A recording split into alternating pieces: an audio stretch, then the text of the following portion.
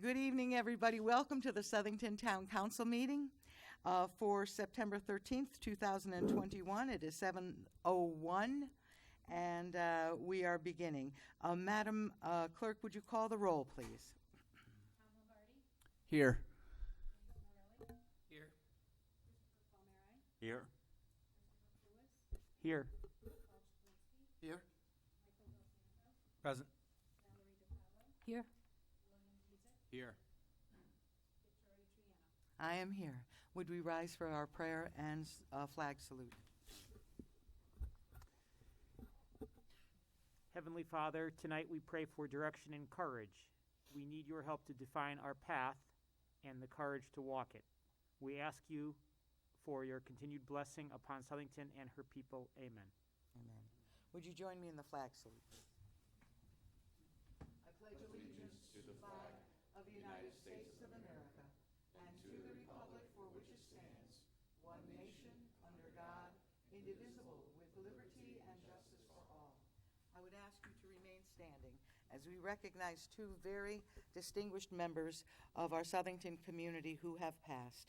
Our first person is Brian Grassy. He was chairman of the Board of Education in town for many years. He was an advocate for children and youth of all ages. And sadly, Brian died this past week, and we have the flag at the right here at the Board of Education flying at half-staff in honor of Brian. So could we have a moment for Brian?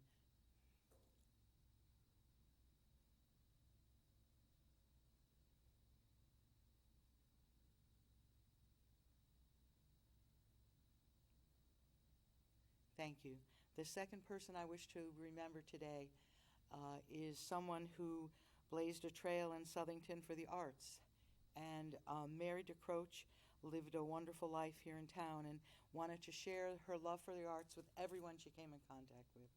She, with some friends, raised a ton of money to purchase, to initiate our SOCA building and our SOCA program here in Southington, making art in all shapes and forms available to our citizens, to the youngest to the oldest. And Mary passed just a few days ago. We will be flying our town flag at the town hall in honor of Mary because she has made such an impact in this town. She will never be forgotten and will be missed. Let's have a moment of silence for Mary.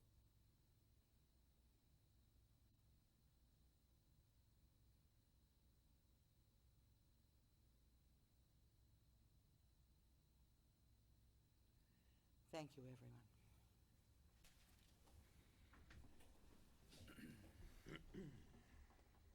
May I have a motion for item number 2, the minutes? I'll make a motion approved. Thank you. I'll second, Madam Chair. Chris, very good. Thank you so much. All those in favor signify by saying aye. Aye. Aye. Any opposed? I Hearing didn't quite get that. Hearing none, it passes unanimously. Thank you so much. Item 3, councilperson's communication. Bill, you wanted to say something tonight. I know you had said something. Thank you, Madam Chair. Yes, so I had the pleasure of attending, I guess I'll call it the ceremony for the newest sewer plant. I think the taxpayers will be happy to know that it came in under budget and ahead of schedule. A number of councilors were also there. I just want to thank personally Ty and Bond as a contractor and town staff. It was really impressive during COVID what we were able to do. It's a huge capital project for our town. And listening to the deputy assistant from Deep, really understanding the science behind how important that was. I also want to say thanks to Jim Grappone, assistant town engineer. And it was really, overall, it was a really great ceremony, even with the rain. But I'm happy to attend it. Very good. And yes, Tommy, go ahead. Thank you, Madam Chair. Just to piggyback off of what Councilman Dezek said too, and also I think we should recognize the neighbors from that area. They've been dealing with odor issues for many, many years, and they were more than patient with the town. So this project will certainly be a benefit to the entire town, but certainly those direct neighborhoods will see an impact right away. Secondly, I had the pleasure of attending the annual United Way dinner this past Saturday, September 11th. Myself, Councilman Morelli, and Chairwoman Triano attended. Just a really good night. It was great to see people out and about and raising money for a great cause. And what people may not realize about the United Way in Southington is that all of the money raised for the organization stays in Southington to help Southington residents and initiatives. So great job by the team at United Way of Southington. Very good, thank you. Paul, or Jim, go ahead. Thank you, Madam Chair. In the last meeting, I had forwarded a complaint from a citizen about the overgrown sumac at the drive-in theater, and I would like to just thank Councilman Del Santo and the Public Works Department. They went in there and they did a really nice job, cleaned it out, looks great, so thank you. I also attended the sewer department celebration, and I have to say, there is zero odor there. It's very impressive to me, and so again, to have a project that big come in under budget and on time or under time is really phenomenal. So again, I can't say enough for the people that were involved that ran a pretty difficult situation. I also have heard several complaints, and I think we probably will have to bring this up at another point, but I'm getting a lot of complaints about either pedestrians on the linear trail or vehicles that are approaching the intersections of the trail. And a couple of people had asked me if there's a way we could put either some kind of stop signs or rules for pedestrians and also cars. So, one person complained that, well, if we see somebody that's 100 yards down the trail, they stop and wait, and I have to wait for him. Well, unfortunately, we have a law that says pedestrians have the right of way, and how far is far enough to wait and not wait. That's obviously an individual situation. But another one of the complaints was that bicyclists are running the trail and they're not stopping, and they're causing issues with cars. And so I don't know if a stop sign would stop that, but I have had people ask me for stop signs. So we can talk about that at another time, but I do want to bring it up because it's been mentioned to me by several people, not just one. Very good, Thank you. Madam Chair, if I Yeah, may, and maybe, Might as well go right down the line here. I know our Public Works head is here, and not necessarily for that topic, but maybe we can add that to our linear trail safety topics to take up in our subcommittee. Thank you. Thank you. That was the linear trail one. And Madam Chair, I think a number of us, a number of the counselors here present, I know Val and Chris, Jim, Tommy, Mike, and yourself, Madam Chair, myself, were at the 9/11 memorial this past weekend, and it was, as has been in the past, quite moving, but with the 20th anniversary was extra special. And a thank you to all of those who are involved, including, of course, our fire department and our police department, first responders, the Knights of Columbus, and everybody who put that on. Special thanks to all of them. It was a really, really beautiful event. And Madam Chair, I did want to recognize you for your singing. Oh, my. It was amazing. It was amazing. I didn't know you had a voice like that. Oh, but my I'm impressed. goodness. Let's move on. Get her Chris, signed. do you Get have her anything, signed up. please? Can we follow that up? Yes. Just a couple things. First of all, I'd just like to acknowledge our fire department for receiving the SAFER grant. The SAFER grant was submitted through our department, and this will help us secure 3 new firefighters for the fire department. The grant amount we were awarded was $1,186,204. So I especially want to just acknowledge, you remember I actually submitted it to the record here. After speaking with Chief Paul, I reached out to Congressman Larson. He wrote us a letter supporting the town of Southington, so I want to thank him for doing that. Obviously, again, that was entered in the record, and ultimately we were successful, so I'm thrilled that we're adding 3 new firefighters to our department. And the second thing, unfortunately today, I actually had to visit Bradley Memorial Hospital in the emergency room. I just had a little situation that I had to go to. And I just want to take a moment and acknowledge all our all our medical workers, the doctors, the nurses. The care is second to none. So our emergency room at Bradley Memorial Hospital is alive and well. excuse the expression. And I hope people would consider using them as a very, very first option for any healthcare needs. Yeah. And you know what, Chris, I want to acknowledge you for just a second because I know that you are friends with Congressman Larson. And I have to say thank you to him also because he really did step up and help us with this SAFER grant and other things that are coming down the pike as well that we're not open yet to talk about. But so I know that you've gone out of your way to continue to work with him and express our needs to him, and he's been very responsive. So would you please, on behalf of the entire council, thank him? And we want to thank you too, Chris, for Absolutely. intervening. Thank you. Mhm. Val? Thank you, Madam Chair. Sorry, Chris. Chris is at the end of the line. So I just wanted to just recognize the Southington Relay for Life. It's, many people have been part of the Southington Relay for Life, and it's been going for about 22 years. And the last couple of years, obviously, with COVID, it's been, they haven't been able to do it. They thought they might be able to do it this year in September, this month, and they're not able to. They still have raised about $15,000, so I think that's just such a great thing that they could do that.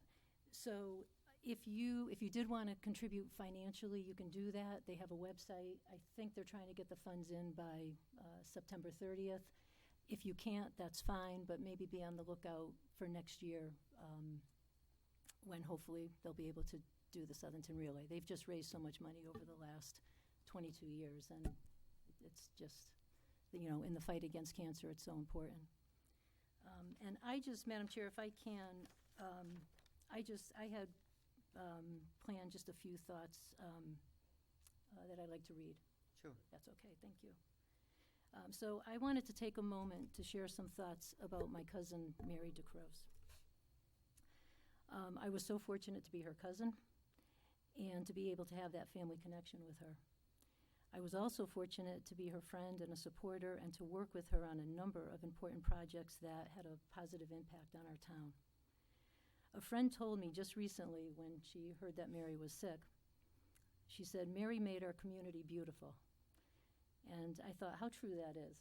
Very simple. I never thought about it that way, but she really did. She painted many murals herself. She gathered a number of artists together to paint with her and to create.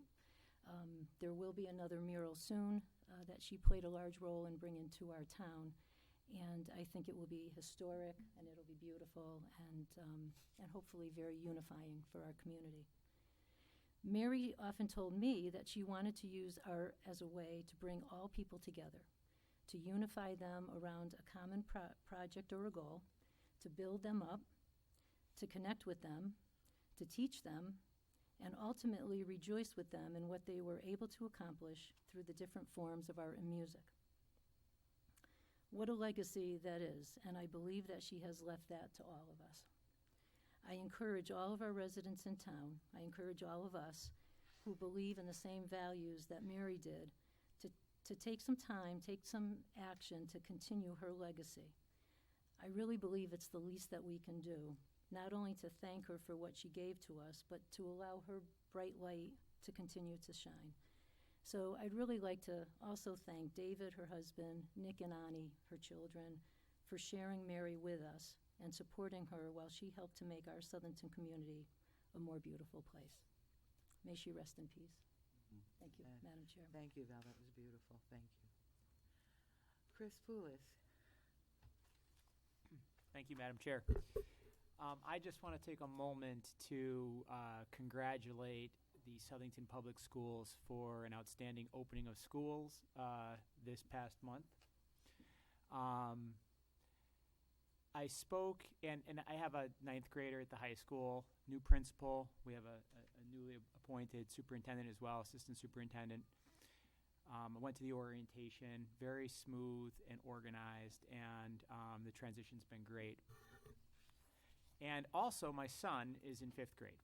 And you may recall from a previous meeting that Councilman Palmieri and I were proud to congratulate Mrs. Sandra Chavez for earning the distinction of Southington Teacher of the Year this year. And I'm lucky my son's in that class, so I'm really getting a bang for my buck on the tax dollar this year. One of the other hats I wear outside of this council and outside of my day job is that I, as a former state teacher of the year, I sit on the board of directors of the Connecticut Teacher of the Year Council. And just last week, I opened up my email when I got to work and was delighted to see that Mrs. Chavez has been named a semifinalist for the State Teacher of the Year award. One of 17 out of, we have many school districts in the state of Connecticut. So it's a great honor. It's well deserved. And I'll remind you that, again, my children have gone to Plantsville School, or Oceana Elementary School, and I'll remind you, for the people that didn't hear, that she teaches beyond reading and math and writing. She teaches young kids to be good citizens. And an example of that is that one of her students last year was named Connecticut's Kid Governor. She teaches them to raise money to help people that are less fortunate. She teaches them to volunteer. All of the attributes that we would consider ideal for adults, she is instilling in young children. So I wanted to remind people of that. And I also want to share what it takes to become a semifinalist for the State Teacher of the Year award. And by the way, Southington has a long history of many semifinalists for this award. But these teachers write, these district teachers write a 20-page application. They talk about their philosophy and who they are as a person and what they believe about the state of education. And I think, and I'm fully recused from the process now, unfortunately, because I know her, but I think that she has what it takes maybe to be Southington's first finalist, if not the next State Teacher of the Year. So stay tuned. I'll still be around by the time they name them, so I'll give you an update. But if you know her, if you see her, she deserves congratulations and best wishes. Thank you, and Yeah. we stand with you. It would be wonderful to have a Teacher of the Year right here, other than yourself, of course. Madam Chair, Yes. I do have one quick thing, sorry, Yes, before please. you go on. This Saturday, the Southington High School football team is having a can and bottle drive at the high school between 8 and 12. So I know folks have cans and bottles at their home between 8 and 12 at the high school in the parking lot. You can drop them off. There'll be plenty of football players there. They'll come to your car, take them out. You don't even have to get out of your car. They do a great job. So this Saturday between 8 and 12 at the high school. Excellent, thank you. We all set, everybody? Yeah. Okay, well, let's move on. Reports of special committees. The first one up is Apple Harvest Advisory Committee for August and September. Chris, could you help us? Sure. First of all, we have a couple things going on in the near future. Our annual gala, which is for our ambassadors, will be held Thursday, September 23rd at the AquaTurf from 6 to 9 p.m. Tickets are $40, so if anyone's interested, you can get them actually right on the website, southington.org. There's a link, or you could bring a check to Town Hall to Dave LaPrey, the Recreation Director and Coordinator for the Apple Harvest Festival. So again, that's Thursday, September 23rd at the AquaTurf, 6 to 9 p.m. That's where we eventually will name the queen for the festival. So it really honors our ambassadors. We also right now currently have our writing contest for the Granny Apple. That is due September 20th, so 1 week from today. So it's open to students in grades 4, 5, and 6. So that application is available also on southington.org.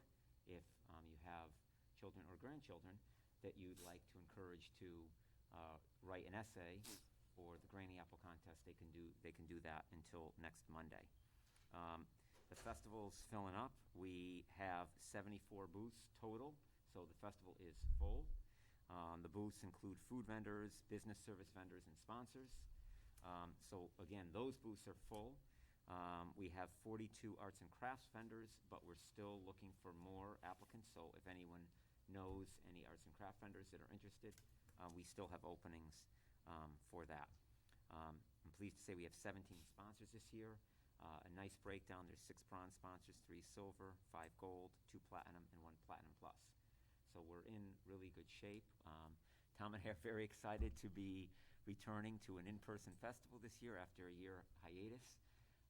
So we'll see you at the next meeting before the festival itself. But consider joining us at the gala.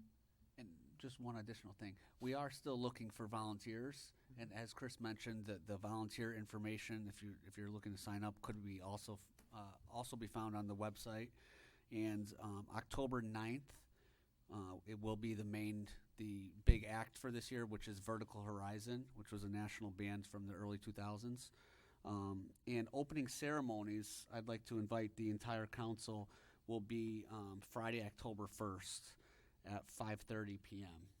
So hopefully some other counselors can come. And it's just a huge event for Southington.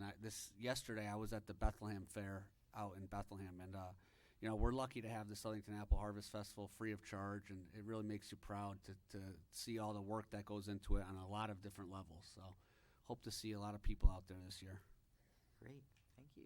Any truth that Victoria's being asked to sing with Vertical Oh, Horizon? my God. She I she heard. may be opening Oh, for man. Vertical I'll Be Horizon. front row. Oh, man. I'll be front row. Oh, we're hurting tonight. Checking out. Let's move on. Item B, open space, please. Thank you, Madam Chair.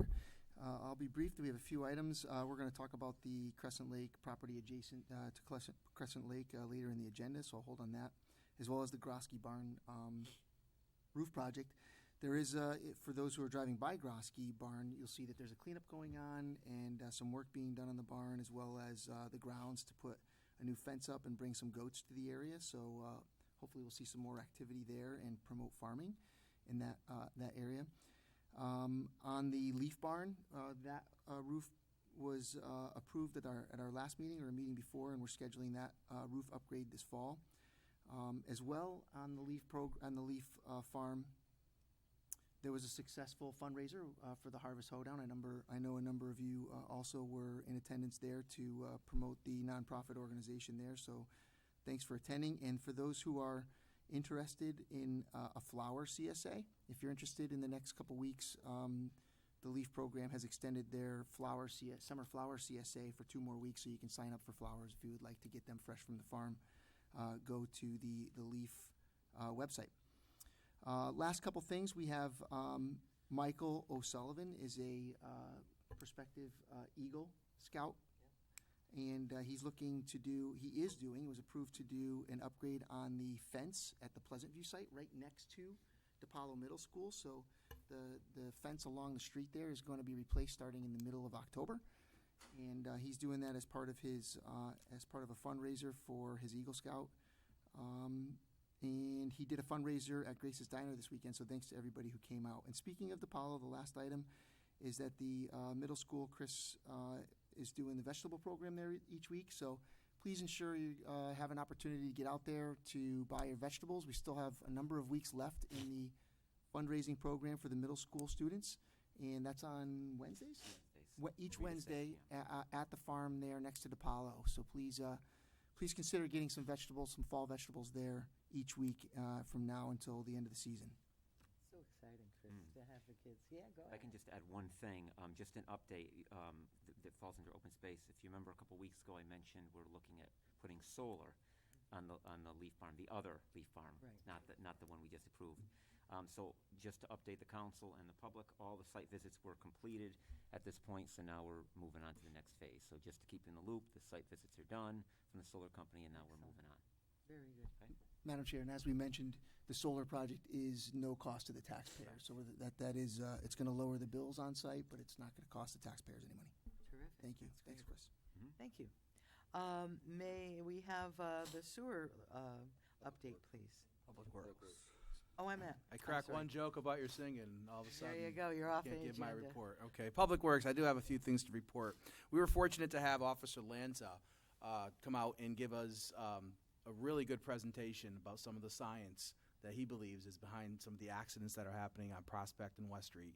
It was an excellent presentation that he put on through PowerPoint, and we actually saw some videos of some accidents. And I know it's been said before, but human error really is the culprit in the majority of the accidents there. We did have Officer Schneider from the traffic division also come and give us some history and some education about what they're doing there to try to reduce speed by putting up some of those lights that have the speed limit right on it. So when you're driving, it tells you, hey, you're going 45 and a 35, you better slow down, which work. because, I see those things out at the Apollo every day, and I slow down. When I see that that light flashing at me, I do slow down. So it was a really excellent presentation.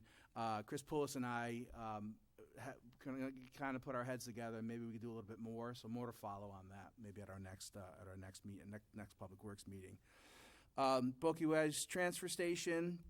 It was approved to build a couple of canopy structures to try to keep the staff there, a little cooler in the summer, a little warmer in the winter. And I know Mr. Lombardi has asked for that for quite some time, so it's finally coming to fruition. So those things are being purchased. Road construction is continuing, including some of the municipal lots at Memorial Park, Fire Companies 2 and 5, and the Quinnipiac Municipal Lot, downtown Plainville. Leaf season is coming. We'll be here before you know it. So that begins on November 1st, and it runs until December 3rd. This year, we're starting at the northwest quadrant, and they'll be working counterclockwise. Each year, they switch it up. So get ready for leaves for 11/1. And the Public Works Department, after a horrific accident on South End Road a few months ago, some of the residents there were concerned about some of the trees on that road that may be encroaching upon the road. So we brought it to the attention of our Public Works Department, and Gabe Calandra and Annette did a great job by reaching out to the town of Cheshire, because it actually runs right into Cheshire. So we had to get some permission. We removed some trees, and the neighbors were very happy with the results there. And one last comment about the downtown Plainville project. Once again, DOT is holding things up, the Department of Transportation. So I want to reach out to some of our state representatives to see if there was anything they can do to try to kind of push things along.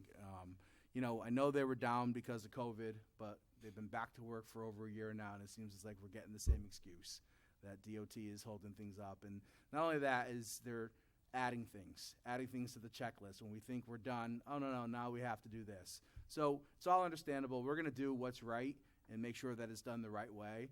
But I'm really upset about how long it's taking, because there are some constituents in the downtown Plainville area that are really upset as well. They want to see this project come to fruition. So, and then the last item that we approved, the company to put the roof on the Grassy barn, which we're going to talk about later in tonight's meeting.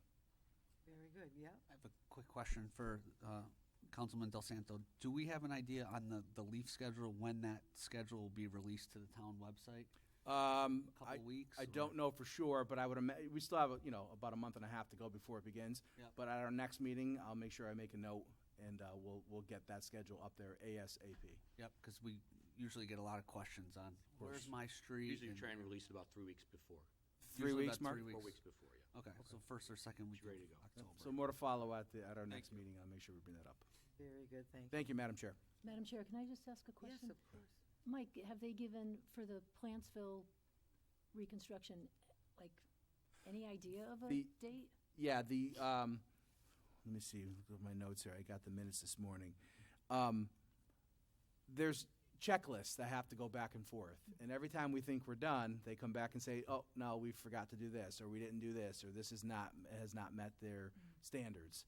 So I want to say by December, we're supposed to get the majority of the approvals, which means we can't, put shovel in the dirt until probably spring. Until spring. You know what I mean? So it's Right. been pushed off again. So I'm on top of it. I'm going to reach out to Because our. I have had people that live in that area, or work, down there. Yeah, and partially it's not their fault because of the pandemic, but they've been back now just about a year. They came back full bore last fall, so we're going to hold their feet to the fire. Good, thanks. You're the man to do it, too. Well, we'll see. Okay, now the sewer committee, please. Madam Chair, we didn't have a meeting, the commemoration ceremony. Yes. So nothing to report, hopefully next Nothing month. to- Actually, Madam Chair, I left that on for a reason, if I may speak on that issue. Yes, of course. I know that Bill and Val thanked everybody except for the people who were the driving force behind it. Your sewer committee was also the building committee. Those of us who have served on building committees know how difficult that is. They did a fantastic job. Your representatives were both Val and Bill, and I was on the outside looking in, so I went to a few meetings, but certainly that wasn't the meetings I went to. But my staff was there, and the professionalism, the way they handled the change orders, the way they did reviewed the design process, there was not one paid professional on your sewer committee, which was your building committee. And all of them did stellar work. So the unsung heroes here that didn't get mentioned tonight is the reason why I left this on there. Obviously, we know who the sewer committee is, but tonight I want to personally thank Val and Bill because they did yeoman work for the taxpayers, and it certainly came in excellent. As I believe someone just mentioned, the odors are virtually non-existent, and also it came in on time and under budget, which we don't hear very often in the municipal sector. Mark, thank you so much. That was Well, thank you. a Appreciate huge that. project, 50.4 million. It was originally for 57.1 million, and they came in below that. Came under budget. Wonderful. Thank you so much. Let's just go right now, since you spoke. Oh, okay, go Madam ahead. Chair? Yeah. One additional committee, we didn't have a formal meeting since the last council meeting, but we will be meeting on Wednesday night, and that is the Self-Insurance Committee. Yep. We did receive the fiscal year end June 30th, 2021 results, and the self-insurance budget came in $3.2 million under budget for the year. Part of that is, less claims, possibly due to COVID. So that means that our fund balance, our cash balance as of June 30th, 2021 is about $12.8 million. The Self-Insurance Committee does have a plan in place to utilize fund balance to try to keep it down. We don't want the fund balance to get too high. So the fund is very healthy, and the committee does have kind of a roadmap for the next 4 years is what we're looking at. So that's fiscal year 2021. And then we also got the first year of fiscal year 22, which is month end July, and that was $157,000 under budget. And we'll have Councilman Poulos and myself will have more to report at our next council meeting after the meeting on Wednesday. Yeah. So thank you. That's wonderful. Thank you so much. Mr. Town Manager, Mark, would you Yes, do us Madam the Chair. honor, I know please? that most of you can see me, but I have something very bittersweet tonight. Obviously, I'm very happy for the gentleman I'm asked to speak. He's got a great opportunity. He's leaving us for the great state of Florida, and I wish I could say he was staying, but I never fault anyone to move on to what they feel is a better opportunity. Speaking on behalf of all 4 administrators, Southington, Plainville, Middlefield, and Durham, we couldn't have made it these last 18 months without him. So for his final report to the Southington Town Council, Mr. Shane Lockwood.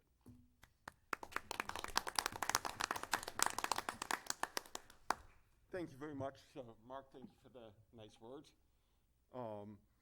As an update for COVID, while none of this is good, I think there's some encouraging news in the past couple of weeks. August was not a good month. Everywhere in the country, Connecticut, but showing that, to give an example, we went from 35 cases in July to over 150 in August. Thankfully, halfway through September, that number is much lower, and I don't think we're getting there 150. So that's encouraging, and it kind of follows what's happening with the rest of the country, where Delta came, you saw a spike in cases, and then you saw a drop. And this happened internationally also, and a somewhat quick drop considering the build-up for it. In the Northeast, and New York, New Jersey, California, Oregon, and Washington and Hawaii, which leads the country in vaccination rates, you certainly saw the impact a little bit less when it came to Delta. To give you an example, our positivity rate in Connecticut really hovered around 2 to 3% for a lot of this. Jumped up to 4% a couple days during August and early September, and it's already back down into the 2s. When you look at the rest of the country, probably, I think it was 26 states had positivity rates above 10%, and most were in the 20 or 30%. So ours were much better. While we certainly experienced a spike in August, nothing compared to what we saw in some of the other states. Luckily, what we're seeing in other states, vaccination rates are going up. In July, At one point, 63% of the counties in the United States had vaccination rates lower than 40%. Where Connecticut and the Northeast had vaccination rates over 70. So I think it certainly showed the benefit of the vaccine. And just as a plug for the vaccine, if anybody's looking for it, it is readily available at pharmacies, urgent cares, many private providers. So it's out there if you're looking for it. Really, so I think what we're going to do is just continue to follow the cases, do the contact tracing, see where this is going, provide the support to the towns, to the businesses. We're going to continue meeting with superintendents, first responders, town managers, and like I said, we'll get through this. So happy to, and the one question I always get is about masks, so I'll bring it up. For schools, we follow the governor's guidelines, and we have no flexibility with that whatsoever. For the town buildings, what we decided was if we were in the red status for 2 consecutive weeks, we would do masks in public buildings, town buildings, and then if that drops down, we'll remove that mask mandate. So I think we're in pretty good shape right now. And I just want to thank you all for the support over the years. I really appreciate it. Shane, before you leave, we just want to say thank you. You know, in a time like we've been through the pandemic, and none of us are medical people, you know, we depended upon you very heavily, and you were there for us. You had to deal with not only the knowledge that you had, getting the knowledge that you have out, but also the many, many people who had trillions of questions, and why can't we do this, and is it all right if we do this, and you handle them all very well. So on behalf of the entire town, we want to say thank you. And also, we want your address in Florida so we can vacation there. And we think and I we've really earned want it. to thank you, the members of the council, the first responder community, who've been probably my biggest partners or our biggest partners throughout the.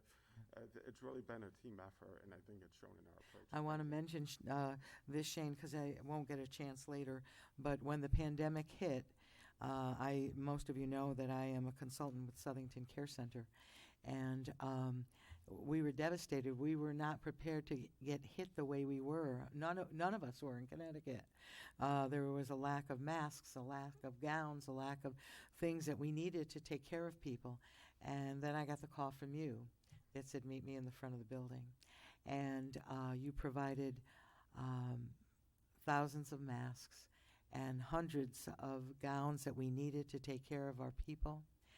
And when you're in that situation and you see nurses standing there with a bunch of masks that they just received and a couple of gowns, and they're weeping because we had nothing like that, and you came through for us, you don't quickly forget how much we appreciated you. So I wanted to make that known, that you were on the front line in all of that and not leaving us as a community. You just didn't do it for Southington Care. I knew you did it for the summit, and you did it for the hospital, and you did it for those people that were direct critical care units. And so we just all thank you for that, Shane. Thank you very much. Yeah, thank you. Good luck, Shane. Shane, I love that you have your Miami U I do. mascot already. Yeah, I'm ready.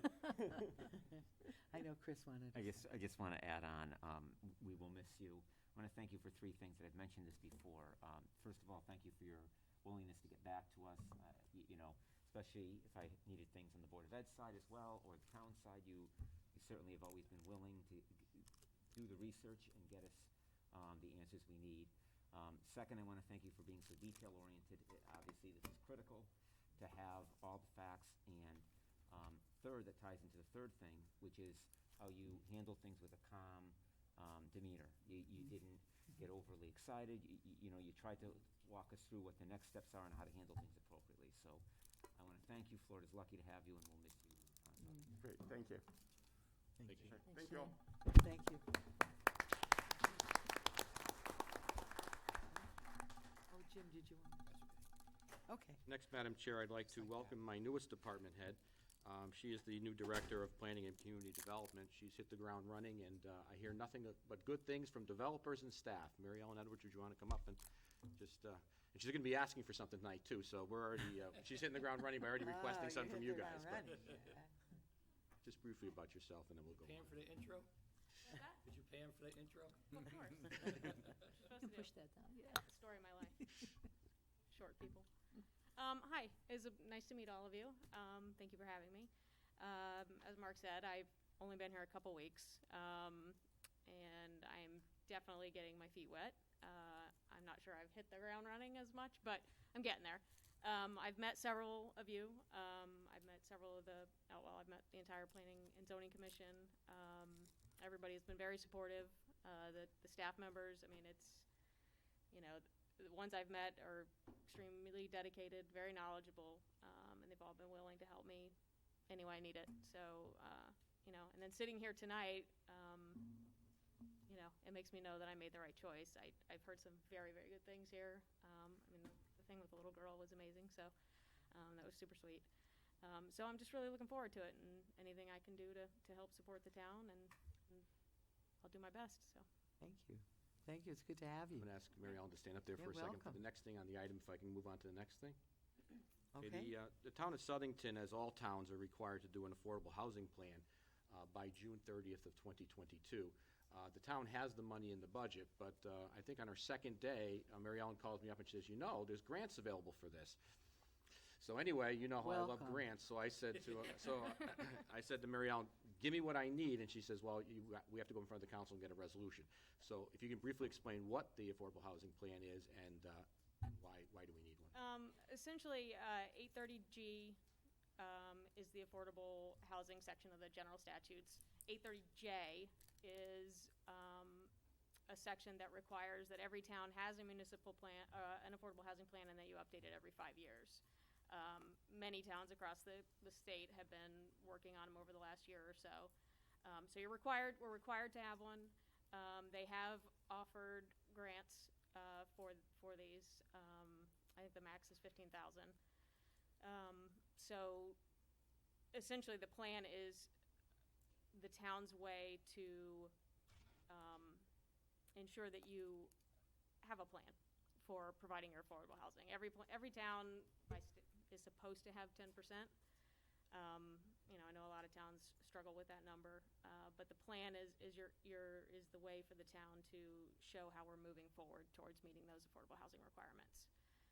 And I did reach out to the Department of Housing, and we still have some time to get this in, but I wanted to get the resolution as soon as possible so we could get it in, and hopefully get something. Very good. Can I just Yes, ask? yes, go ahead. No, Val, please. Thank you. So I'm assuming the resolution is probably a first step, right? Your council has to approve. Right, it's a resolution essentially apply for the authorizing grant. Mark to sign for it. Later on, what we'll do is there's an action to authorize me to sign all grant documents on the town's behalf to apply for a $15,000 grant. Okay. Are there other requirements that would have to go in with the grant application? Not really. I mean, it's a pretty straightforward application. I actually filled it out. I sent it to Mark. So the resolution is the last thing we need to submit it. So once we get the resolution, we can go ahead and Then submit it go to ahead and Department of submit Housing. Yep. Okay. Thank you. Good, thank you. I just have a general, thank you, Madam Chair, just a general question. Maybe it's more of a conversation for when the plan is done in June of '22, but how does the town or the state measure that 10%? How do they get the rental values from private owners of real estate? How do they know that somebody's not charging $500, or how do they know that somebody's charging $2,000? Because I know when these items come before planning and zoning, they always talk about these percentages. And Southington doesn't have this or doesn't have that. But how are they getting that information to determine that the town is under 10%? You don't have to answer that right now, but I think it's just more curiosity, especially if we're going to be having these discussions going forward. And we will. I will get you more of that Yeah. information as we move forward. I mean, it's like you said, it's based on deed restrictions. It's based on certain types of funding, homes that are funded with what are the CHFA loans. Mm-hmm. So they kind of use all those numbers together. And as we move forward with the plan, we'll have a better idea of what that is and how we're going to get to that number. So. The plan is that we'll, hopefully at your next meeting, we'll recommend a professional service company to do the plan, because it's due by June, but it takes time. So we want to get them on board pretty quickly, want them to meet the Planning and Zoning Commission, because they'll be dealing quite a lot with the Planning and Zoning Commission on this. So hopefully we'll have our ducks in a row, and at your next meeting, we'll ask you to approve a contract with a professional to do this work. So. Great. Yes, thanks. Madam Chair, if I may. Can you explain the difference? How does the affordable housing plan differ from our plan of conservation and development, which has an affordable, component, and also our zoning regulations, which have affordable housing information in there as well? So how is that different than the others? Honestly, I would have to look deeply at your plan of conservation and development. Again, I've only been here a couple weeks, so I haven't gotten that far yet. Okay. There are some towns that have incorporated the affordable housing plan into the plan of conservation and development as a full plan with strategies and goals and all of the above. A lot of the plans of conservation and development talk about affordable housing. They say that there's a need. They kind of go over what it is, but they stop short of the strategies and the goals and the implementation steps that you need to meet that you will get out of the affordable housing plan itself. Yeah, I think it ties in, and I think what our POCD has is recommendations of ways that we can facilitate that, but like you said, no specific details. So I would say that plan would tie into the POCD. Correct. Once again, welcome aboard. Thank you. Thank you so much. Thank you, Mariano. Mark? Next thing I have is the report of the Board of Finance. Three things I want you to take a look at, then I'm going to go in depth into the last item. Just for your edification, how busy these two departments have been, the August building fees came in at $211,000, far surpassing what we had budgeted. And kudos to my right, the town clerk's fees came in at $281,000 for the month of August, far beyond what we anticipated. There were several large purchases, but overall, it was just a full, steady aspect of it. 172 deeds, back when I used to do that kind of work, 172 deeds in a month is phenomenal. So thank you, Kathy, and your department, and Jeff, if you're watching, thank you on behalf of your department. The second thing I'd like you to take a look at is we had a pretty easy meeting for the Board of Finance, but we did approve some things. The big ones were appropriations from the sewer budget. This is not the general fund, this is the actual sewer budget. We appropriated 3 items, a supplemental for the old Turnpike pump station, and then 2 design projects for the Patton Brook and the Judd Brook pump stations. As you will see as I go further on, those are the things that we talked about between the Board of Finance and this board on how we're going to use some of our federal monies, and I'll get to that in a second.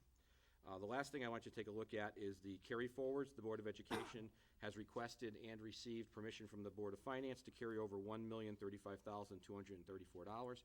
As with last year, in the next several months, certainly by probably February, March, April, some of that area, they'll give you a list of what they're going to be working on. Because remember, the Board of Ed is very limited on when they can do this stuff. Almost all of it has to be done during the summer because they don't work on major construction during the school year, obviously. So that's that aspect of it. The final thing is, I know we touched base with this before. The first step is always with the Board of Finance. So I spent a long time working on this with my department heads, and also very, very specific presentation to the Board of Finance on Wednesday night. The town of Southington is receiving just shy of $13 million for what's called the ARPA funds.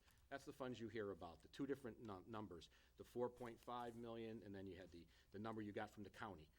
That being said, there's a criteria that we have to follow with that.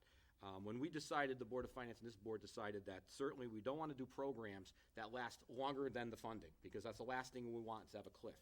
So we decided, based upon the Board of Finance and this particular board, we look at our capital plan, because we've been looking at our capital plan year after year after year, council after council. So where in our capital plan can we fit in what the criteria is? So my recommendations that I had to the Board of Finance, which I'm happy to say that they enthusiastically recommend, is the first thing we're going to do is complete the master plan for the parks. The parks have been how should I say it, delayed for many, many years.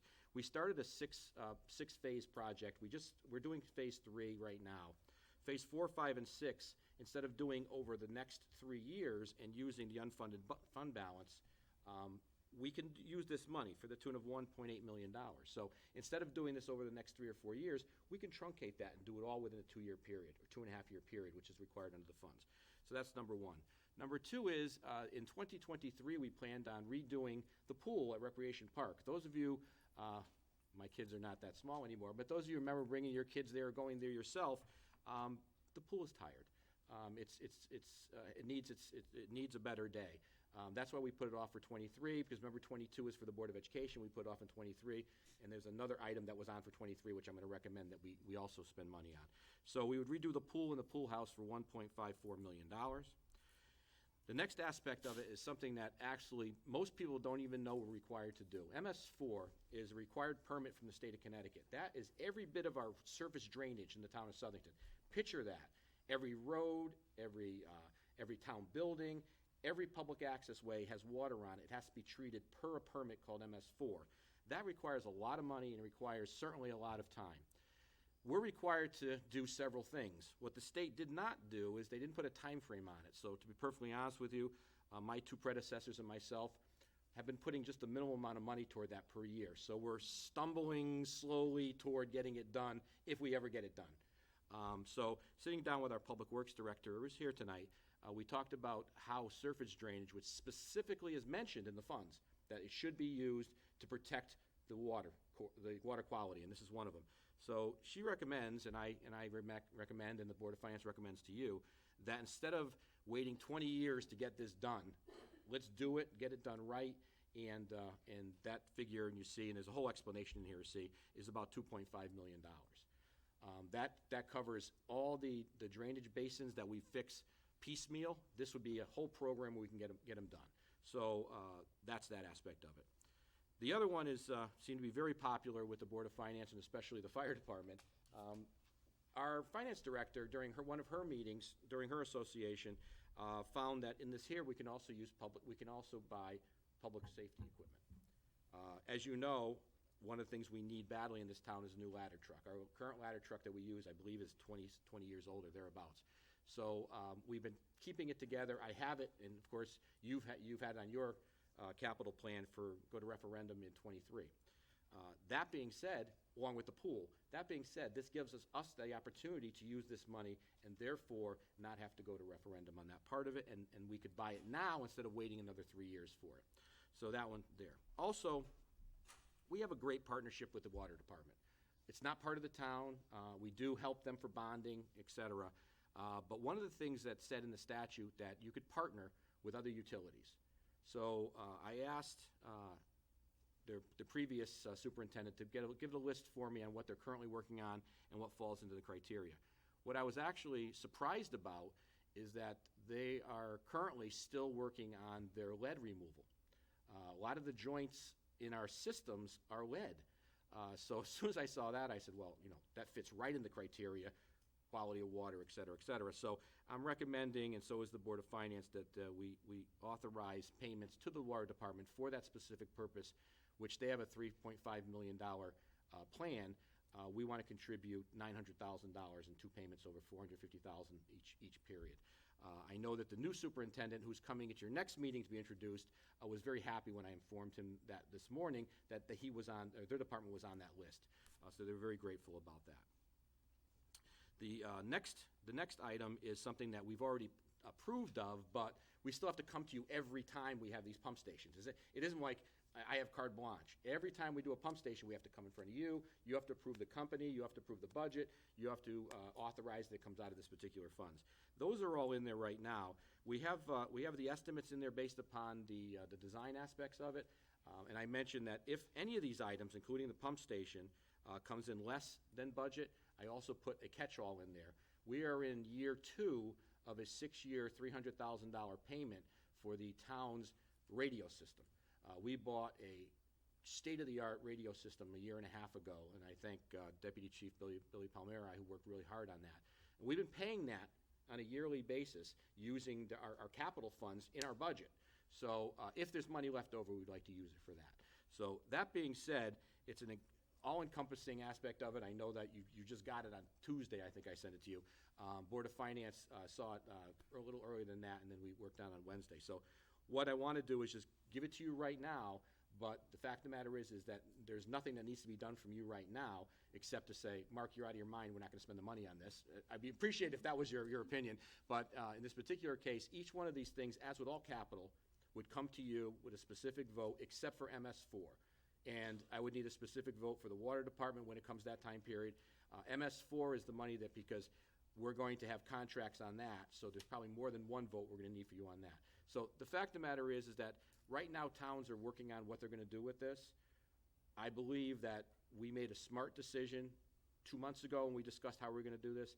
No cliffs, use it for capital that we've already went through, and it's already in our capital budget. So that being said, I know this is a lot, and it's your first looking at it. I don't expect any major decisions tonight, but I want to get it on the table because we're going to be coming forward. We have a bid opening on the 23rd of September for the next pump station. I'm not as concerned about the pump station because we've already talked about that already, but these other items are relatively new to you. So happy to answer any questions that you have. Yes, I'm sure we do have some questions. Tom? Yep. Thank you, Madam Chair. And I just want to take this opportunity to thank the town manager and the staff for detailing this list of items for the council, because as we're seeing around the state right now, this federal money is creating, I'll call it a political football amongst leadership groups of the town. These items that the town manager and Board of Finance have identified are clear, long-term infrastructure projects that will save the taxpayers money in the long term. And then when I'm done with my comments, I would just like to ask for a specific clarification from the town manager that these items in our capital budget were in fact intended to be bonded versus cash items, because if a cash item is in our budget and we don't do the project, then the taxpayers paid for it in that fiscal year. So I know that the town manager will identify these items as being payments for bonded, so we're saving on long-term bonding costs. Secondly, on the Board of Finance report, I just also want to thank the Board of Education and the Board of Education staff for getting that carryover money. I think it's a good thing, obviously, and puts the Board of Ed in a positive position for fiscal year 21-22. So that's the end of my comments, questions. So maybe the town manager can just verify. Sure. Bonding versus cash. The items that would have been bonded would be the pool, 1.54, the ladder truck, 1.7, and all the pump stations for a total of $7.8 million. Using our normal bonding numbers, that saves us over a period of 20-year bonding Amelia did the number for me, $375. So $492,375 is what we'd be paying every year as part of our debt service if we bonded $7.8 million. This relieves us of that. And I just want to say, also, a lot of these things would have come out of unlimited fund balance. Right. If we use this money, we're not taking out of unlimited fund balance. So therefore, if there's another project the Board of Finance or the Town Council or me recommend to you in the next few years, there's also additional funds in the unlimited fund balance for the capital budget. So. Excellent. Madam Yes, Chair? Val, sure. I just wanted to mention, Mark, you had put in your note to us that this is a once-in-a-generation opportunity, and it truly is. And I think it's important for our taxpayers to know that there's no impact on our taxes. This is something that really has. Well, it was funny. I thank you, Val. I did put that in my memo, and I told the Board of Finance that, and they corrected me and said it's a once-in-a-lifetime opportunity, not a once-in-a-generation. And I also wanted to, I wanted to thank, Mark, you and Annette, obviously, Public Works.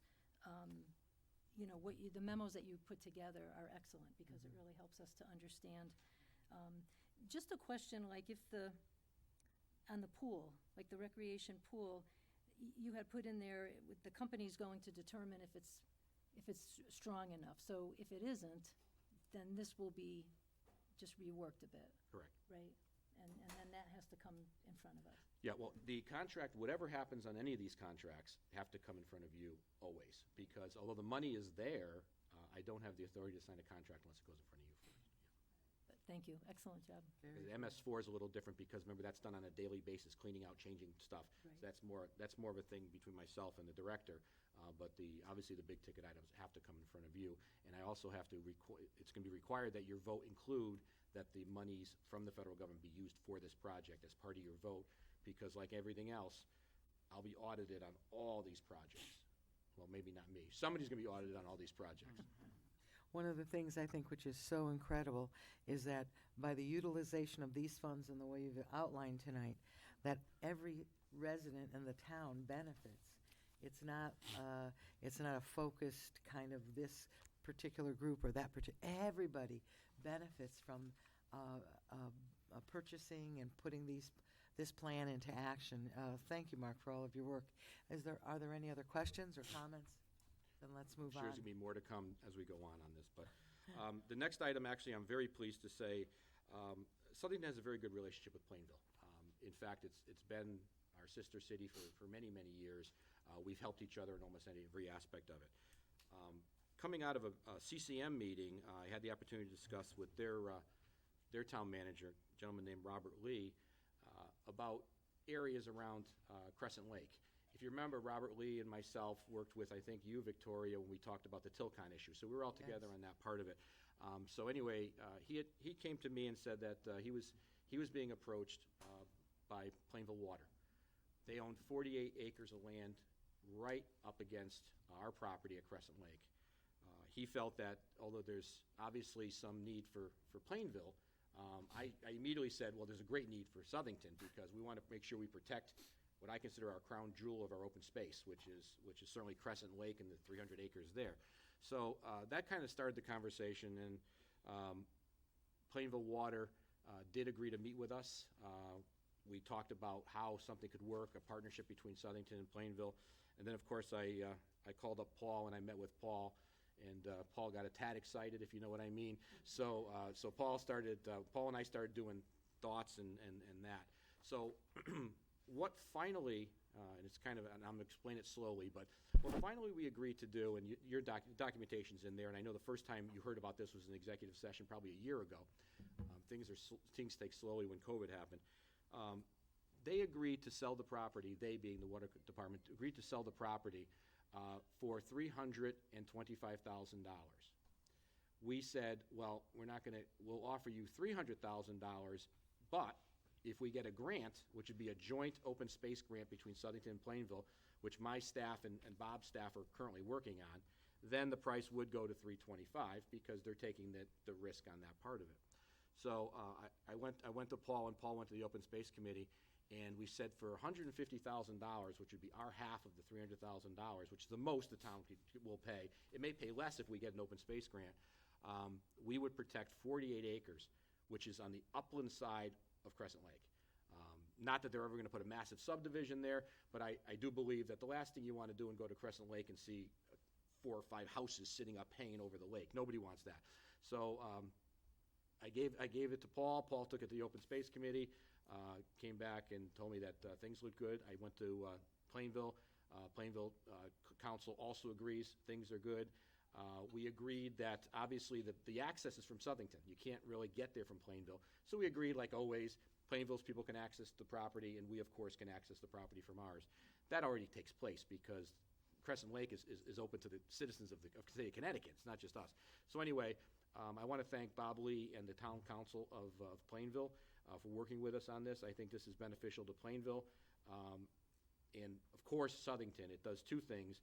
It gives the citizens of Southington another 48 acres, for which I think we have volunteers to cut the trails. Lombardi said he was going to cut the trails. He's got a chainsaw, and he's going to cut a couple of miles of trails up there, and then Paul's going to do it too. But what's going to happen is eventually we'll have a plan together on how to do the trails. So in this particular case, what I'm looking for tonight is the authorization to team up with Plainville and purchase the property based upon the terms I just gave you. Thank you. And I was just going to ask you, Mr. Czaplinski, would you like to add something? Thanks, Madam Chair. I just wanted to add on to the town manager's comment that although the purchase price is $325,000, the agreed price, or possibly $300,000, the appraised value is $500,000. So the Plainville Water Department has agreed to take a write-off to help incentivize the sale in the spirit of open space. So That is Very correct. good. Are there any other questions on this matter? I'd like Can to. I just ask a couple Yes, of questions, course. Madam Chair? So I did have a question on so the appraisal was, it's over a year old. That doesn't matter, does it? Well, it doesn't matter in the fact that we're getting new appraisals to send to the state for the open space. But what that told me was the fact a year ago was worth $500,000. It's only worth more now. Right. But that being said, that's up to them. For them to do their tax deduction, they have to give us the documentation to do their tax deduction. But for the open space grant, we have to get 2 appraisals for that. this one. Okay, and that won't impact, if the appraisal goes up, everybody, Plainville is still on board with the Well, 300,000 or if- the 325 or the 300, Right. If we, depending on the grant. exact, well, it's, the most it can be for Southington is $150,000, the most. That's the maximum. That's the maximum. That being said, if we get a substantial grant, if you get 70% of, $325,000, because it won't be any higher than 325, because that's what we're actually paying for it. It won't be, so if you take 70% or 60% off 375, divide that by 2, Southington would pay a lot less than 150. So I want to tell you the worst case scenario, which is we pay $150,000 for 48 acres of land. Okay, and do we know when notice of the grant will come in? Probably come in, well, it's going to come in after the purchase, which they allow now.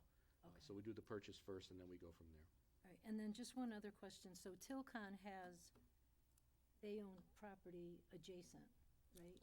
Up on top, yeah. Is there any issue with Tilcon doing anything that could impact? Well, I can't speak for Tilcon. I know that they attempted to do something which was unfavorably viewed in Southington, Plainville, and I think New Britain. And they withdrew their application. What they do in the future, I have no idea. They own but- the land, right. so they can do what they want. They own the land. It's zoned, certainly, it's not in Southington.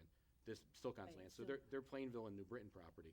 So what they do with it is out of my control. But the more importantly thing is now that we have some interest in this particular property, we might have a little more say.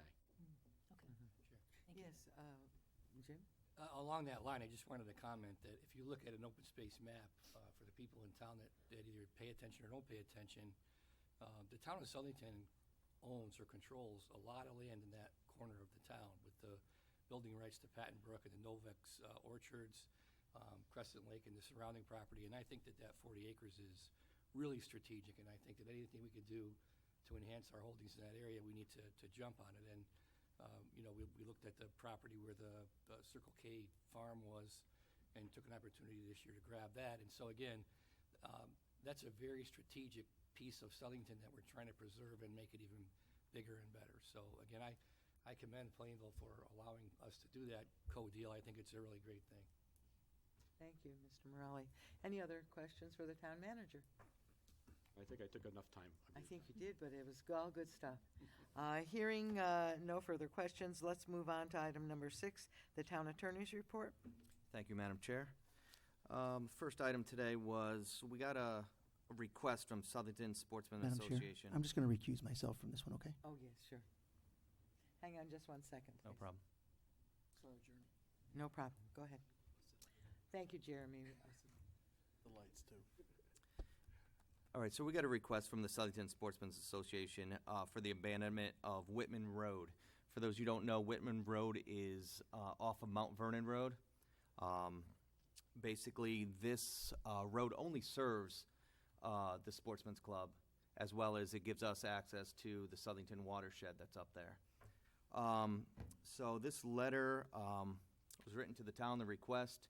The notice was given properly to the 2 abutting properties on Mount Vernon that abut Whitman Road to see if they had any problems with this request. They both wrote that they have no interest in Whitman Road.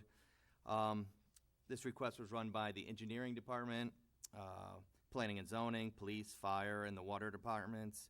And all of them looked at it favorably. They said, obviously the town has been maintaining this road with very limited use for anybody except for the sportsman's facility. So everything was looked favorably on this.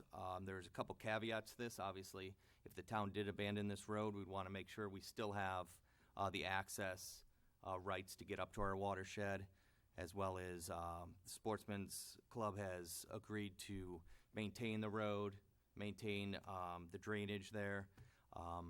Obviously, the town would want to make sure that we had the right to go in and maintain any of the drainage if it wasn't being maintained by the Sportsman's facility. Right now, what is on you guys is this kind of request is something where it falls under 824G, where it has to go to planning and zoning for their review and to make sure that it is in line with our plans of conservation and development. Anytime we're going to abandon a town road or anything like that that falls under it. So what we're looking for you guys to do later on is to refer this over for review by the Planning and Zoning, which then we'll throw it back to you. Does anybody have any further questions on this or need further clarification? Anyone?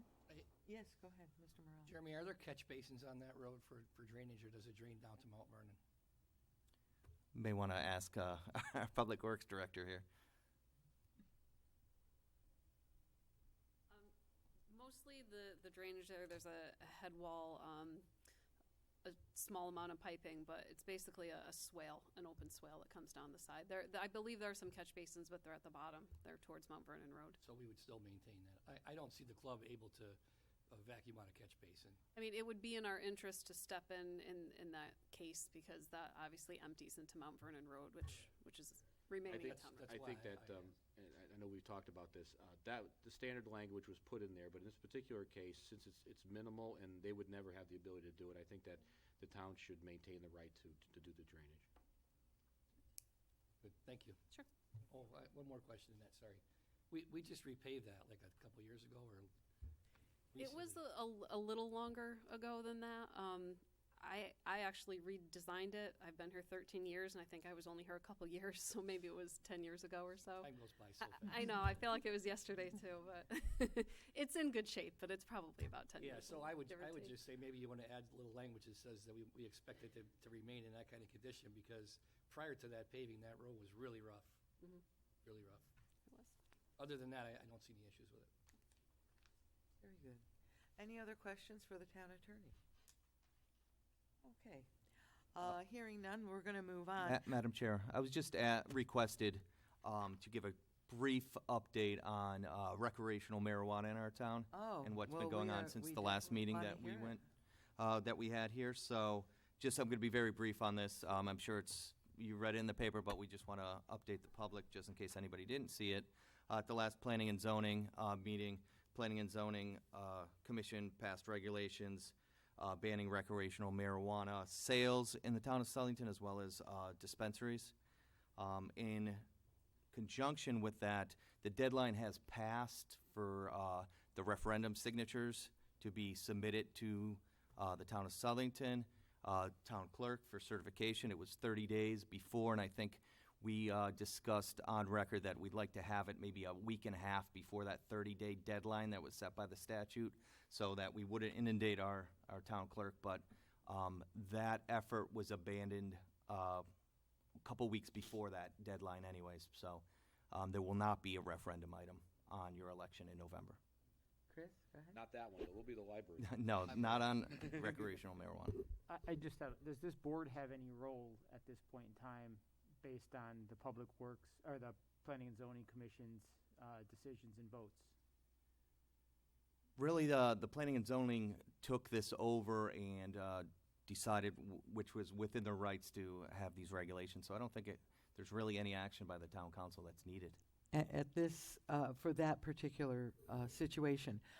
But That's we correct. would like to be heard on, we're trying to get together to set up some ordinances that would, the state already has set them on state land, that what they can and cannot do with marijuana on state land.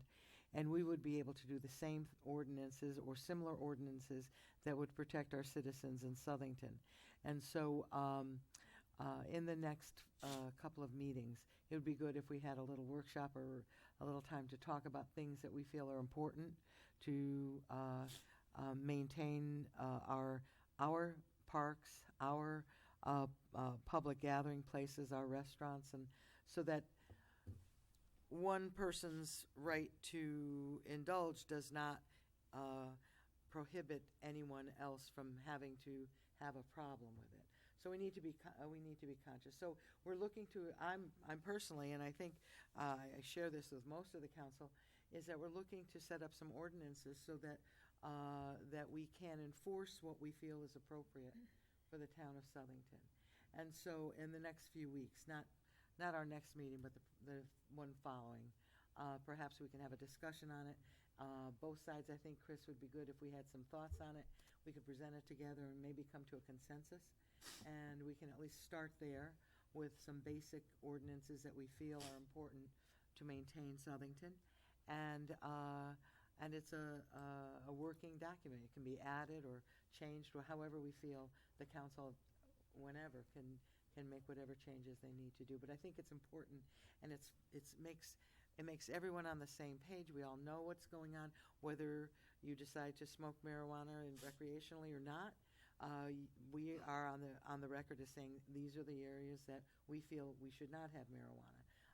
And so like by schools and churches and, a lot of other things. So we'll be talking more about that in the next couple of weeks. So just to let you know, we didn't want to bring up too much detail tonight because we don't really know unless we're all in agreement. So is that okay?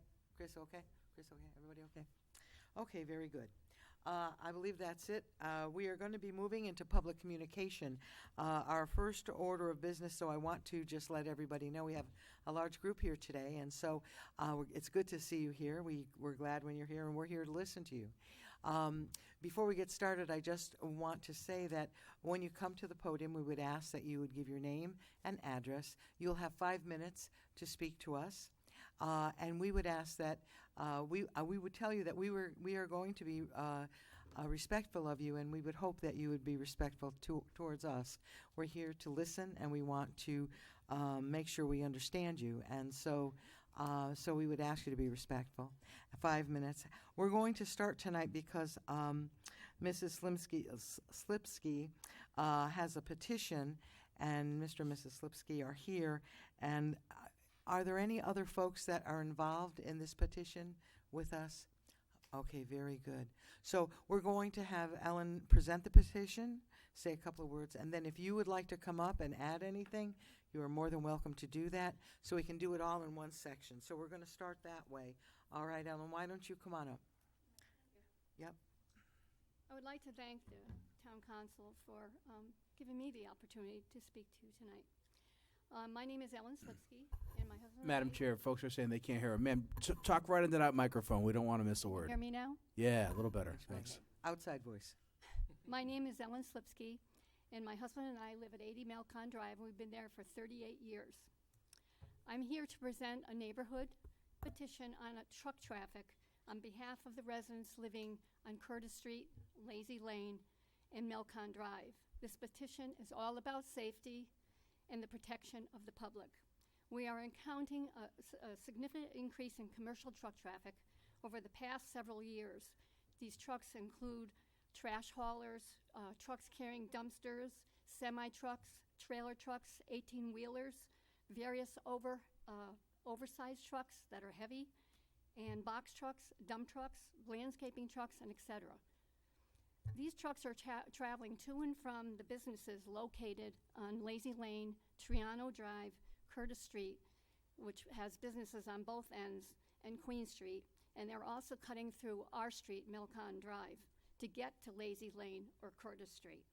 Now, the majority of these trucks are going to the Central Connecticut Recycling Center, which they're on Triano Drive, and the hours of operation are 6 days a week, and they start before 7 o'clock to 5:30, and then Saturdays before 7 to 3:30.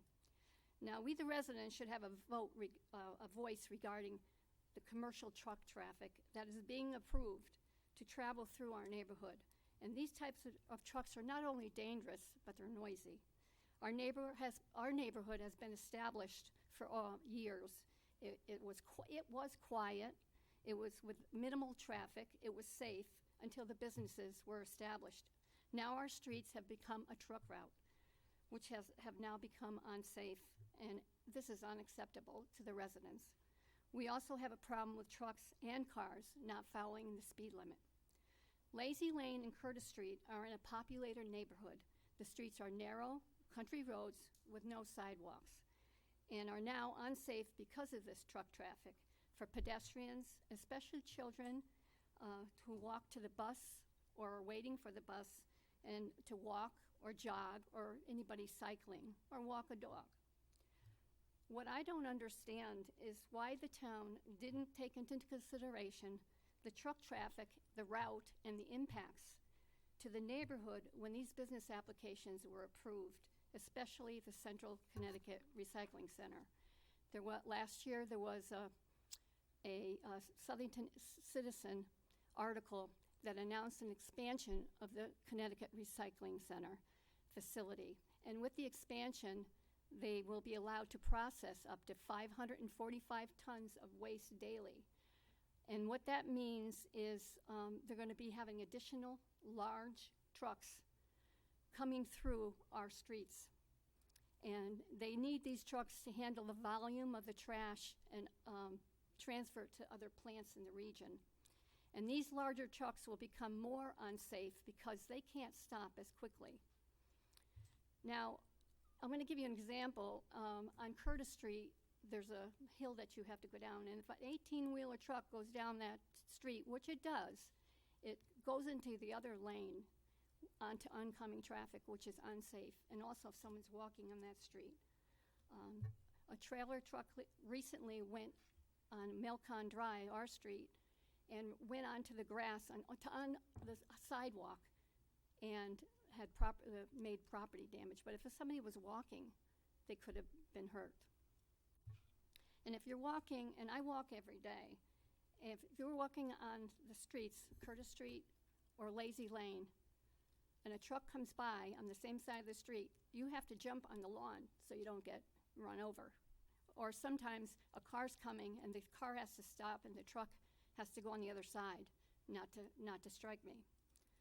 As far as I know, we've been lucky that we haven't had any serious injuries or deaths. But I feel that based on the amount of traffic and the residents feel we would not have to wait until something bad happens. We should be able to do something about this now. So we are asking the town council and the planning and zoning to come up with a solution to stop the current and future commercial truck traffic from traveling or cutting through our Lazy Lane, Curtis Street, and Milcon Drive areas.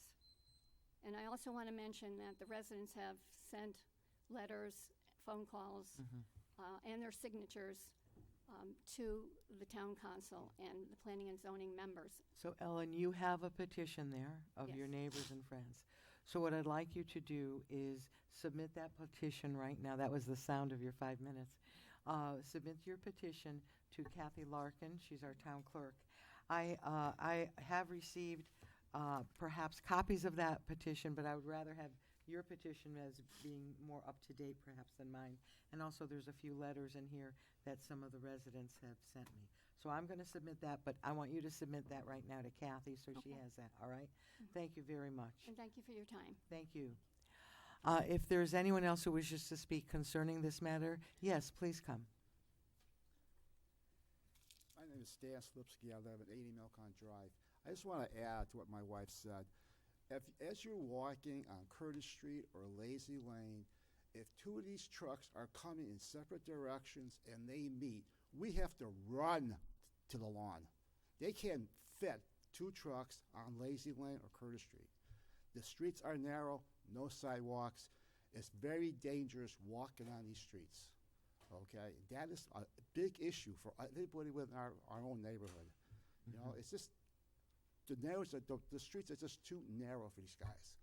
Now, I know in talking to Officer Snyder, I think it was a few months ago, as the facility expands with more tons of trash, I'm sure these trucks will be heavier. They're going to be noisier.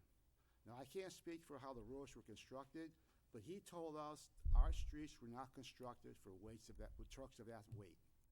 That's not me speaking, that's Officer Snyder speaking. Okay, and if that's the case, then it's for the town of Southington to decide, what should we do? Should we be safe? Can I welcome anybody here to go for a walk on Lazy Lane or Curtis Street? Just come over there, put on your sneakers, go for a walk. You tell me how safe it is. Thank you. Thank you very much. Is there anyone else that would like to speak? Come on down.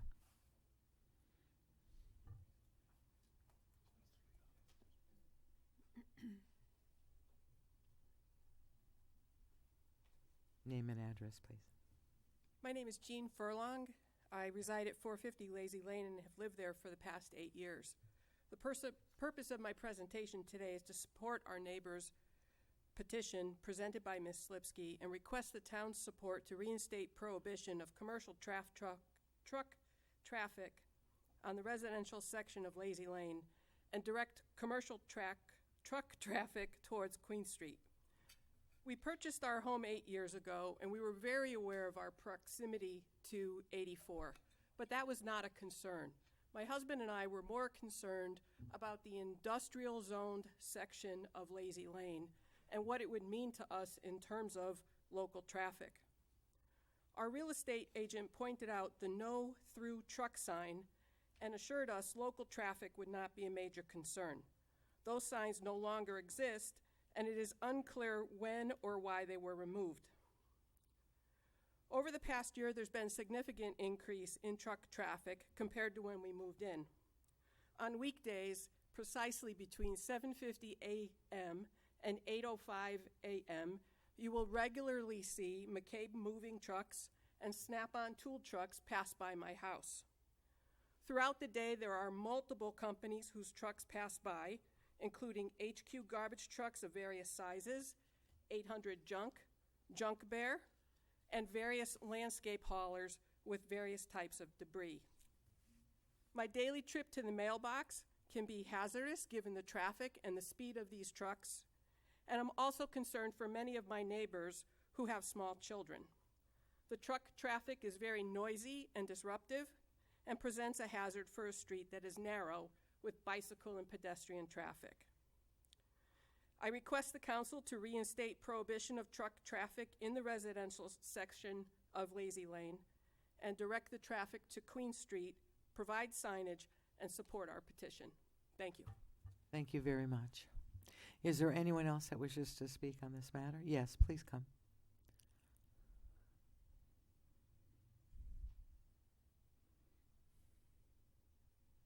Can I take this off? Sure. Okay. All right, my name is Steve Franco. I live at 225 Lazy Lane. Forgive me if I sound nervous, I'm not a really public person. I live directly next door to the SRS building. Okay, I moved there I think I'm coming up to 6 years. I understand your petition. You know, I'm not trying to denounce it or be disrespectful in any way, but I've been living there for almost 6 years. I didn't notice anything crazy. I mean, yeah, I see the trucks. I don't personally find them loud. They tend to drive at a pretty reasonable lower speed. I could hear them in the low gear, especially the SRS building, because I am directly next door to them. I see them coming in and out all the time, outside doing yard work. I mean, yeah, I hear what they're saying about the walking, but I mean, I've never heard of an issue. Of the 6 years that I've been there, I've never heard of any past issues. So, I mean, I'm sure there's something to figure out, but maybe on her street, Melicon, or wherever you pronounce it, I don't know, maybe trucks shouldn't go on, big trucks like the 18-wheelers. Maybe they shouldn't go on that street. But overall, if you're going to start blocking, restricting trucks, you're going to start having business problems. Landscapers, now they can't, do lawn work or this or that or whatever. But I'm just saying, I just don't recall getting up one day doing yard work and be like, oh my God, the trucks, this, that, whatever. So I personally been living there for 6 years. I don't find it an issue. Just want to say my thing, so. Thank you. That's it. So, Yeah, thank you very much. I think there was someone that raised her hand. Yeah, why don't you come on down? Good evening. Thank you for your time. So my name is Yadira Gonzalez, and I reside at 384 Lazy Lane with my husband and our kids. And I will say that it has become increasingly dangerous to walk to my mailbox, which is about 100 feet from the house, without having to shove into my driveway every time one of these trucks does come through. I fear for my daughter, who is 14 and has to wait at the middle of the yard for the school bus to come. Mind you, because our property is at the corner of Lazy Lane and Melcon, there are a lot of trees on the property. She cannot see the bus as it is coming up Lazy Lane to pick her up. So she has no choice but to wait at the corner, the intersection of Lazy Lane and Melcon Drive. It is absolutely dangerous for her to be there. The bus picks her up on the opposite side, and at the speed that these vehicles come, I am constantly in fear that she will get hit. And I can attest that I do start my workday at 6 o'clock in the morning, and due to COVID, as most of us are, we're working from home, I cannot leave my door open because of the traffic, the loud trucks that are coming through. The noise is one thing, but to be honest with you, they are not coming at 25 miles an hour. They are speeding. They are heavy trucks. Landscapers just trying to do their job, not that big a deal, but we are talking about big rigs. They should not be using Curtis Street, Melcon, or the other side of Lazy Lane, the residential side of Lazy Lane, to get to those sites. They really should be using Queen Street to come up. The residential area should not be dangerous for our children. Thank you very much. Thank you very much for your time. Last call. Anybody else for this matter? Yes, come on.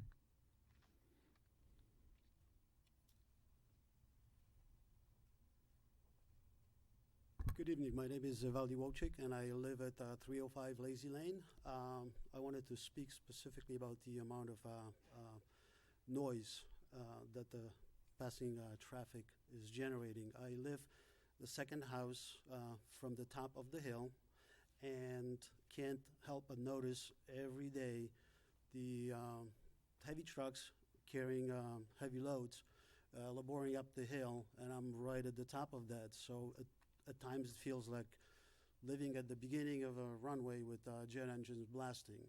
And it can't be helped because it seems like the amount of traffic has actually increased over the last 5 years that I've lived there. And I don't necessarily agree with one of the predecessors saying that it's a non-issue. So I just wanted to speak specifically to the amount of noise. Thank you. Sure. So I don't think there's anyone else that wishes to come forward on this matter. I do need to just say something for the record, Kathy. I want to make sure it's in the record. And that is that even though my name is Triano, I have nothing to do with Triano Drive. I just want to get that out there up front. That's why I'm sitting here, because I have absolutely nothing to do with it. So so I can still stay objective. Thank you, everybody. Okay, now let's just open up for further public communication. If anyone else would like to address us on any matter at all, we're here and we want to listen. Anyone wish to come? Yes, you want to come up, Richard? Sure. Mr. Cooper. Yeah. Yeah. That's right. The mask tonight. Even with the mask. So yeah, let's see. I wasn't even going to bring up the topic of marijuana at all, but since you talked about it, I mean, thanks for informing us what you're planning on doing. I just wish that when you talked about it, you know, it's kind of offensive to suggest that people who smoke it are going to do anything harmful to the town. I mean, alcohol is way more harmful. I think we all know that. So I would just, like, I get it, but just the language that you use, it's a little offensive. Anyway, am I allowed to ask? We will not be able to respond to you, Richard. So I just want to say this then, like, so in layman's terms, the abandonment of Whitman Road, I am familiar with that area. I go hiking up there. So does that, I'm just like, I'll ask it rhetorically, but to me that kind of means like we're just giving somebody that property. Anyway, all right, now what I originally was going to say. Good job bringing that kid here. That was awesome. That made me very happy to see. So yeah, I just kind of want to say, like, after attending the BOE meeting earlier in the week, I noticed that maybe I didn't even, like, maybe it was always 3 minutes, but I think they shortened the amount of time that people could speak. So I just want to say, like, I hope no one here is planning on, you know, cutting time here short. 5 minutes. Would just like to recommend maybe we add, like, public forums, maybe where, you know, people could get together, talk maybe a little more in depth, ask some questions and stuff. Bi-monthly, ideally monthly, but bi-monthly would work.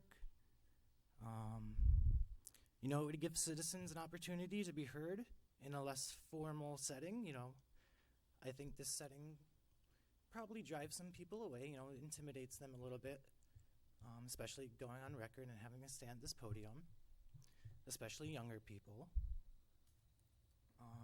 yeah, I just, in general, I think everyone in town would benefit, from gathering in the name of peace and community more often.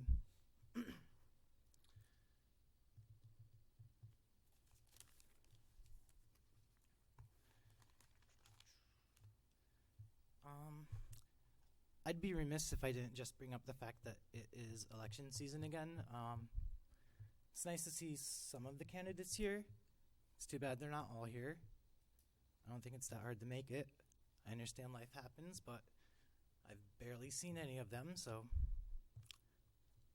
just wanted to point that out.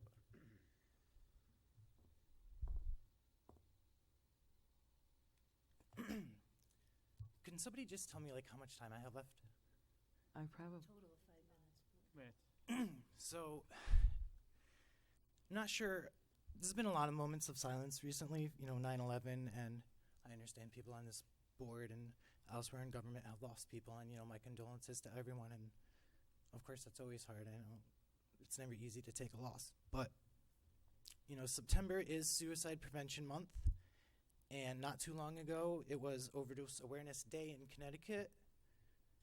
So if someone could just tell me when maybe 30 seconds is up, I'd like to just use the rest of my time for a moment of silence for all the people who have passed away far too soon from such things, if that's okay. Yeah.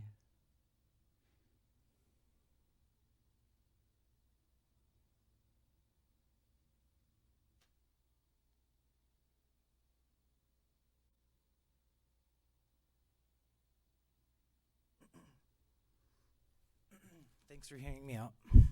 Thank you, Richard. By the way, I think your thought about a forum once in a while is a very good idea, and we'll talk more about it. Thank you. Yep, thank you. Anyone else that wishing to address the council? Okay, I'm going to close public communication. I want to thank everyone for being courageous and coming to the microphone. Yes. Madam Chair, I know we don't address the issues directly, but I did want to make a couple of comments. Okay. Very briefly. And again, this is something that's going to be talked about quite a bit. Madam Chair, All right, I never don't mind. think we're supposed to Yeah, do it that. really is not usually done, Jim. Okay. That's why. I'll talk after the meeting. That's Okay. Thank you. I appreciate that. All right, let's go move on to old business. Action on the Board of Finance. So moved, Madam Chair. You're moving to accept, right? Accept it, yep, to Exactly. approve. Is there a second? Second that, Madam Chair. Thank you. Discussion. Second, yeah. We're opening it up for discussion. Tom? I guess a procedural question. Do we need to specify the federal money, the items for the? Because I gave you the framework, so that's why they gave the Board of Finance, but obviously individual things, you're going to have another vote on that. Okay, thank you. Very good. Any other questions? Any discussion? Can we move the motion, please? Let's take a voice vote on this. Yes. Yes. Yes. Yes. Yes. Yes. Yes. Yes. Thank you, yes. Item B, action on the purchase of Plainville property at Crescent Lake. Motion to approve. Okay, I think Paul jumped in on that one because it's open space. Okay, Paul, and do I have a second? Second. And Chris Poulos seconded it. Any discussion on it? Hearing none. All those in favor signify by saying aye. Aye. Aye. Any opposition? Having unanimously approved. Thank you, everyone. Action on affordable housing plan, technical assistance grant application. May I have a motion? Motion to approve. Thank you, Jim. Do I have a second? Second. Second with Chris Poulos. Any discussion on this matter? Hearing no discussion, we will move forward with the movement of the Roll call vote. motion. Roll call vote. With a roll call, yep, absolutely. Go ahead. Yes. Yes. Yes. Yes. Yes. Yes. Yes. Yes. Yes. I recuse myself. Yeah, go ahead. Paul is Madam Chair, I'm recusing gonna himself. step away on this Yep. one. Thank you. Action on, D, action on the 824 referral to planning and zoning for abandonment of Whitman Road. So moved, Madam Chair. Okay. I'll second that, Madam Chair. Oh, okay. We have Tom making the motion and Mike seconding it. Is there any more discussion on this matter? I just wanted to comment that I think we should have a stipulation that says that there needs to be some kind of a standard that the road is maintained to. I know it says they have to maintain it, but, for a private club use versus access by the town, it may require a little bit more definition. What would you like us to do, though, Jim? What kind of stipulation would you like to add? I don't know how we define passage, but I mean, the passage has to be sufficient for a fire truck especially. And again, we don't want to see that road deteriorate to the point where we have 8-inch pothole or 10-inch potholes that you can't traverse. So obviously, it was just pretty much repaved. Yeah. I would suggest that you add language that it be maintained to always its current condition. I think that's There good. you go. That's perfect. Excellent. Yep, That's perfect. very Oh, good. So would you amend I'll your I'll motion? amend my motion to approve the action of 824 referral of planning and zoning for abandonment of Whitman Road and to maintain the condition of the road as is in 2021. Today. As of today, September. That's okay. Been there. And September of 2021. And you, I'll amend my second, very Madam good. Chair, So we sure. have an amended motion and a second. And Chris, would you like to speak? I just have a question. Yeah, I'm curious. I don't know the legality of abandoning a road, but does that prevent a resident from, if it's a town easement, from walking up it? Yep, it does not. A town easement means that it's owned by the town, which is all the people from our town. So if they wanted to walk up it, they can walk up it or do it. Okay, thank you. Clarified? Okay. Any other questions before we move it? Oh, I think I want to piggyback off that discussion point. So at the top is a private ownership group, the Sportsman's Club. So for town of Southington residents to use the easement, once they reach the Sportsman's Club, it's still private property. Private property. So, But there's an easement through all the way to the top. Is that correct, Mark? Yeah, but the town always, every time we do this, one of these, and we do many of them, we always work with the property owner because sometimes the property owner, a Sportsman's Club may have an issue with the angles that there were people on. So we currently have an easement that runs, I believe, all the way to the Wookett line. That being said, the road. We're abandoning that part of it, so the public gets to use it. But Public Works Director, as well as the property owners, will work together to see the safest way for the public to use it, if they do use it. Obviously, we're going to use it with our vehicles because the water department and the town have to go up there maybe once or twice a year. But if the public does use it, we want to make sure the path is as safe as possible for them. So Mark, is that put into an agreement? Well, Or into the easement? it's in the language. It's in the language that you're already voted on, where Ned already said the town of Southington is going to hold a right-of-way over the property for ingress, egress. So that's public and vehicle. Any other discussion? Hearing none, let's move the motion. Let's take a voice vote on this, please. yes. Yes. Yes. Yes. Yes. Yes? Abstain. Yes. Item E, action on the, come on back, Paul. Thank you. Action on the Grassy barn roof. Looking for a motion? Madam Chair, if I may, just a brief explanation. You see a memo from the Public Works Director through the Open Space Committee. We're recommending, looks like Millennium, for the price of $29,600, which includes a 10% contingency. Okay, anybody making that motion? I'll make that motion, Madam Chair, Thank with you. the aforementioned information provided by the town manager. Thank you, and Paul is seconding it. Any discussion on the barn roof? I'm waiting for the sheep to come. Or no, the goats, I'm sorry. The sheep and the goats, I got it. Okay, hearing none, all those in favor signify by saying aye. Aye. Aye. Any opposition to this motion? Hearing none, it passes unanimously. New business tax refunds? Madam Chair, I'll make a motion that we accept the tax refunds as outlined in our packet. Second. Thank you very much. All those in favor? Aye. Any opposed? Hearing none, it passes unanimously.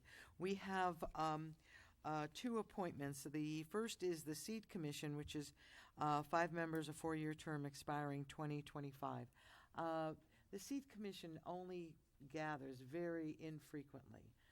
So my feeling is that right now that I would just like to reappoint, if that's all right. I don't know if you all have talked about it at all. Do you have anybody special that you wanted to? No, I think it's fine. Change. I think it's fine if we I think we just Although reappoint. I thought Jim Garstang no longer is a Southington resident. That's exactly right. I thought as we reappoint, then we can find someone to fill that position in the next week, the next couple of weeks or so. Would you want to reappoint the other 4? Yes, why don't we do that? Let's reappoint the other 4 members of the Seed Commission for our next term, with an opening for the position that Jim Garstang had. He was a businessman within the district, I believe. I think He that was resigned what It his doesn't have to be within the designation. district, he's just a, I'm sorry? you just need a Southington business entity, business owner. Okay. He doesn't have to be in the So we district. can come up with a name in the next, before our next meeting, and we'll be fine. So could I have a motion, please? I'll make a motion to reappoint Michael Riccio, Lucille Casano, Thomas O'Shea, and Dana Ricard to the Seed. I second that. Very good. Any questions, any discussion? Hearing none, let me move the motion. All those in favor? Aye. Any opposed? Thank you very much, Chris. That was a great motion. Item 2 is the Central Regional Tourism member. Since COVID, I spoke with Dawn Maselli on this, and since COVID, they have not really met at all. I would like to get some more information about the future of this before we decide to appoint or to do whatever. So I'm going to be looking for a table on this matter, if that's okay.